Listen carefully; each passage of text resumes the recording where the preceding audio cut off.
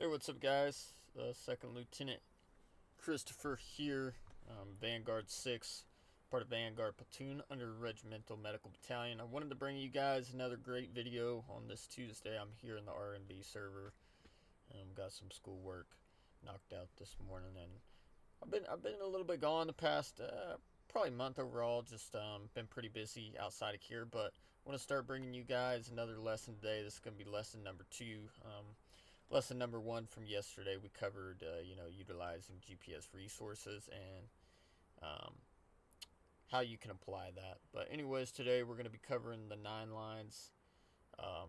9 lines, pretty simple.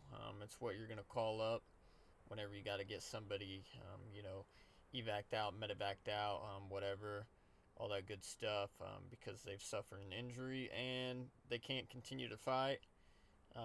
Without, basically slowing down the squad. I think that's a determination you have to make. Is at some point you want to keep, as many guys in the fight as you can, but if they're becoming, I wouldn't say not worth their while, but if they're beginning to slow down the momentum or the tempo of that unit, then it's time to pull them out. Because at the end of the day, you don't want that injury to create more injuries, and you want them to have the best chance to, go back, get refitted, get help, receive help and care, and then be able to return to the fight later on down the road. So, don't make a short term, or don't sacrifice an entire mission for short-term gain, trying to keep them in the fight. We're worried about the long-term problems at hand. But anyways, yeah, we'll get straight into it.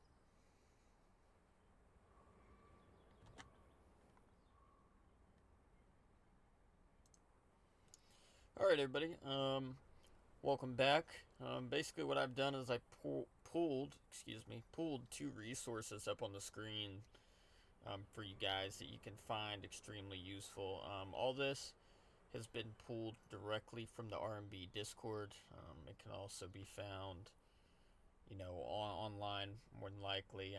You could snip and tool your screen right now as I got it up and save your own. But this is terminology, accurate information provided, and basically what you will utilize. So without further ado, what on earth? Let's get right into it, and start about the 9 line. So 9 line, it's Medevac request. It's a standardized radio format used by military personnel to request medical evacuation by air or ground. Basically, you're giving an evac team all this information, accurate and clear, so that they can make a plan in order to come get somebody. It's built this way to basically be able to be received and be accurate in the midst of, all the chaos of combat. Anyways, we'll get right into it. So all these lines are essential. Essentially, you're getting somebody to a pickup zone, helicopter, Humvee, whatever. So, before you start on line 1, something that doesn't get talked about enough is before transmitting, you're starting with a handshake call. Basically, this is going to be, you calling up on that medevac net, any medevac station on net, any CSAR on net, any station on this net. That's normally what I hit them with. I don't ask if there's a medevac. I say any station on this net, right? And nobody should be answering on that net, on the medevac net, unless it's the medevac personnel. When I say any station on this net, right? Should only be that medevac team, wherever they are at the main, the mob or the fob or wherever. It should only be them. You should never be, if somebody's trying to get comms on that net, you should never call up on that net and answer somebody and say yes. It should only be that medevac team. So you'll say, any station on this net is normally what I hit them with, and they're like, this is Normally they're sitting at base for a minute not doing anything, so you might have to make a couple calls to get their attention. They pick up. Like, go, Vanguard 6, this is breaker 2. What it would sound like is any station this net, this is Vanguard 6, and it'd be like Vanguard 6, this is breaker 2. I read you Lima Charlie, over. And I'd be like, copy breaker 2. I read you Lima Charlie as well. Stand by for 9 line. And then they'd be like, breaker 2 copy, standing by for 9 line. And then once they say standing by for 9 line, is you're going to give your 8-digit grid. So yesterday we went into the coordinates of how to get your grids. This is how it should sound.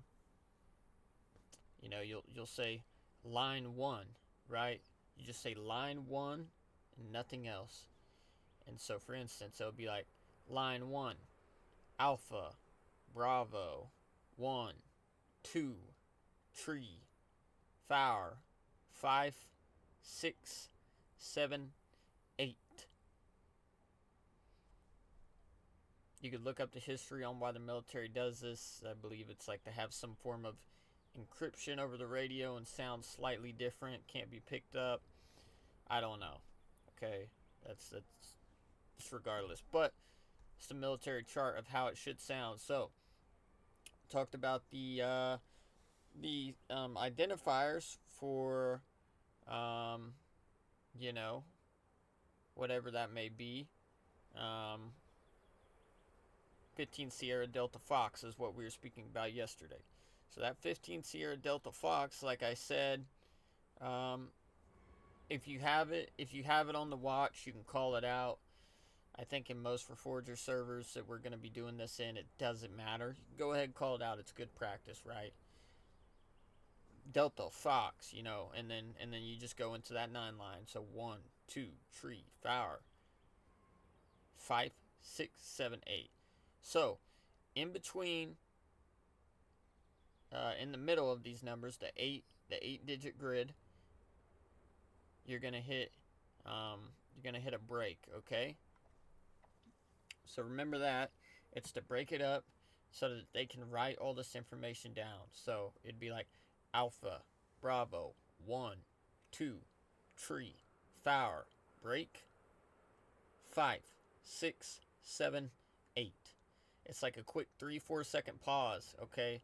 So that they can signify the break in the numbers and the grid you're giving, okay? Sure, they can count it up, but that's more work on their end. If you just throw in that break, they automatically know what's going on. They get it all information accurate, and it's like a 3-second pause, okay?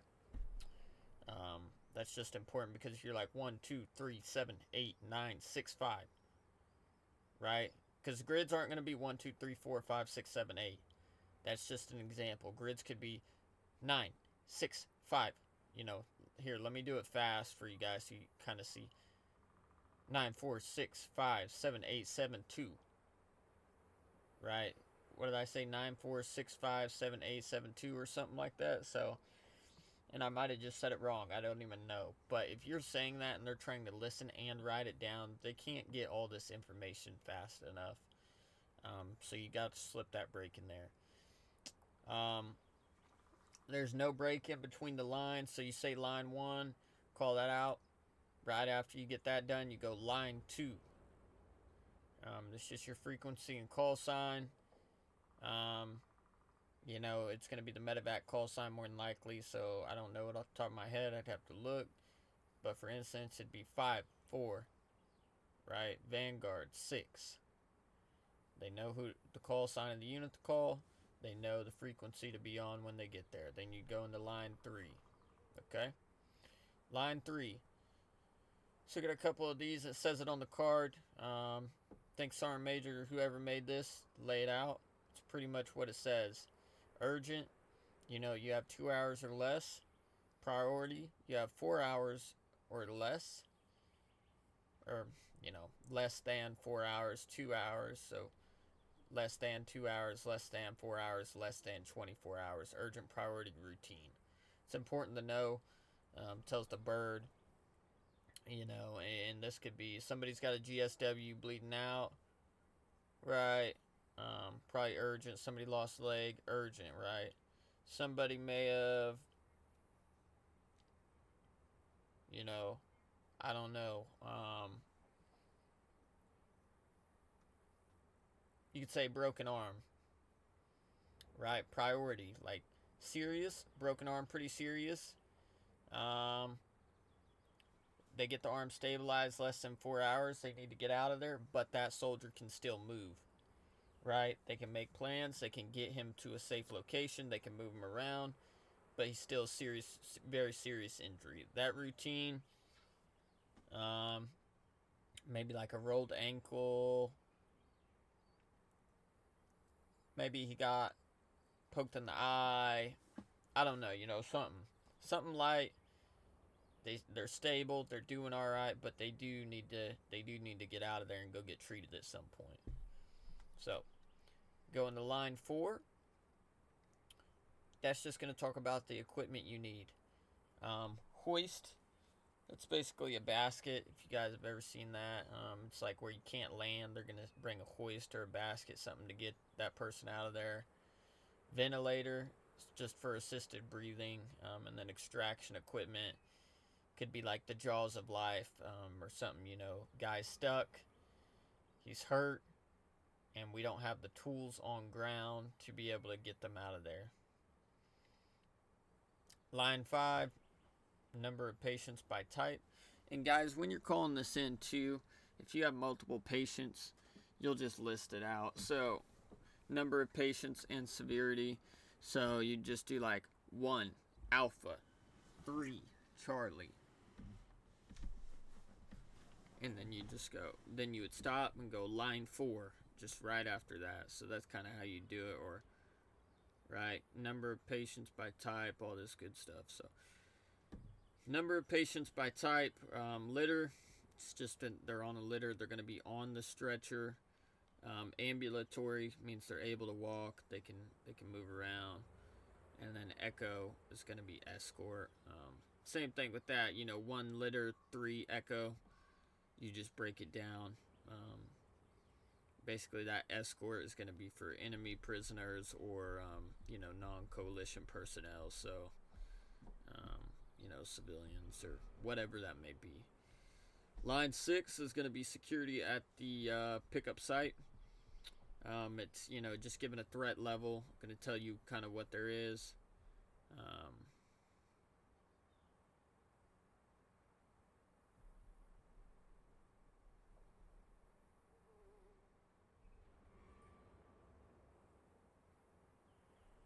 Okay, sorry. I was reading something. So it's going to give a threat level at the pickup site. November, no enemy troops. Papa, possible enemy troops. Echo, enemy in area, and then X-ray is going to be enemy fire. Extremely important. Always, if you're in a combat zone, I don't care unless you're at a friendly base, maybe or something. But 90%, 99% of the time, I'd say you're going to call out possible enemy troops. So Papa, because it's better to be safe than sorry. You don't want to be like, oh, no enemy troops, and then these pilots come flying and they're all lackadaisical, and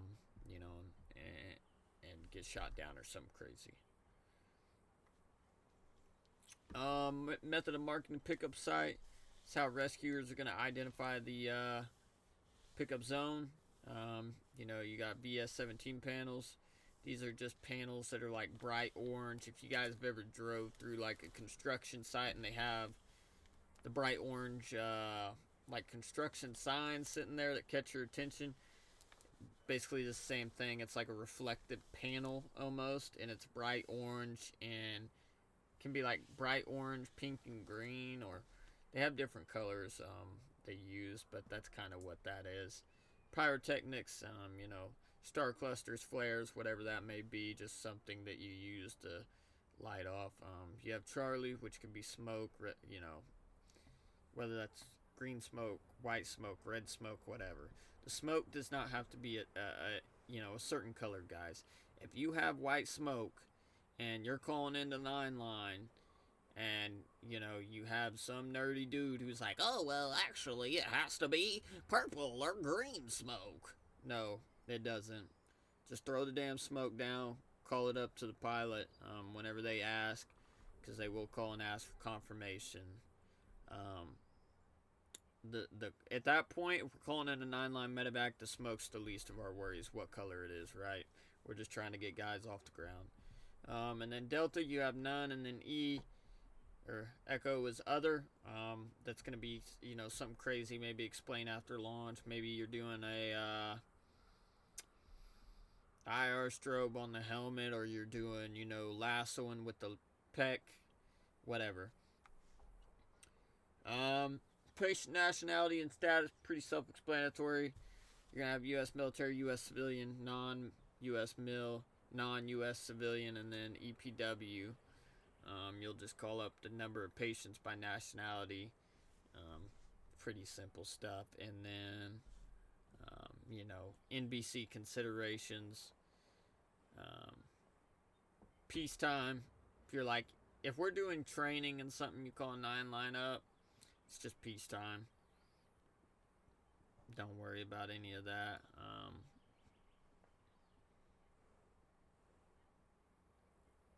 And then the others, it just varies where you're at. It's going to be Met TC. It's going to depend on the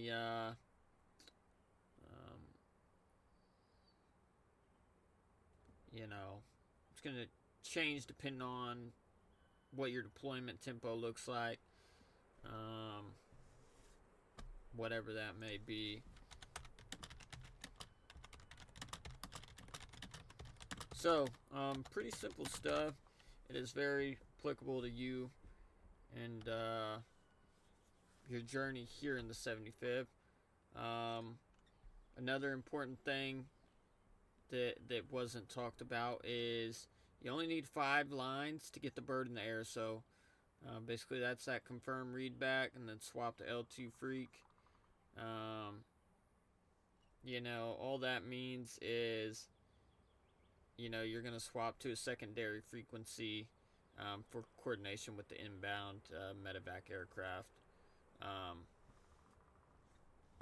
A lot of this, guys, is going to determine and change. You're not going to be able to dictate what that air crew wants to do. I've had it where I just call it up. I go all the way line 1 to line 9, and I finish, and then 30 seconds later the aircraft you know, is on ground, and we're calling over. We don't switch frequencies because they only need 5. So just remember that when you're reading up line 6, 7, 8, and 9, that aircraft already left on line 5. Like, you're calling it up line 1, aircraft spooling up. You know, the engines on that Blackhawk got to kick on. I mean, that thing will be spooling on the ground just waiting, right? And as soon as they receive that 5th line, they're pulling off into the air. That doesn't mean at line 5 they're just turning on the bird. The bird's already on. That thing's ready to blaze out of there. And as soon as they get that line 5, they're off the ground and they're gone.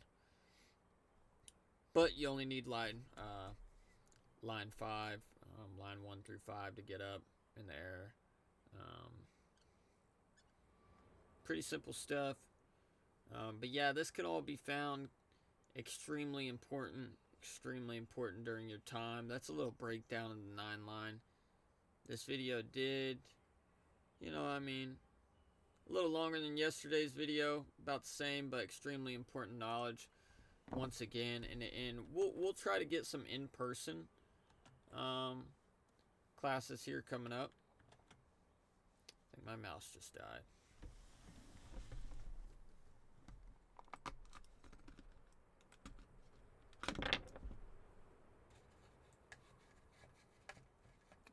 But yeah, guys, wherever you may go, extremely important knowledge to know. And if you guys have any questions, you can reach out to myself, Second Lieutenant Christopher, Vanguard 6, or you can contact my 7, Master Sergeant Oazai. Extremely knowledgeable and all. But yeah, like I said, the plan is to get some in-person classes here on the RMB server and get those recorded and posted as well. and just being able to level with you guys and get you that knowledge transfer from this information we got, so you have, you know, opportunities to refer back. But anyways, until next time, I will see you guys later.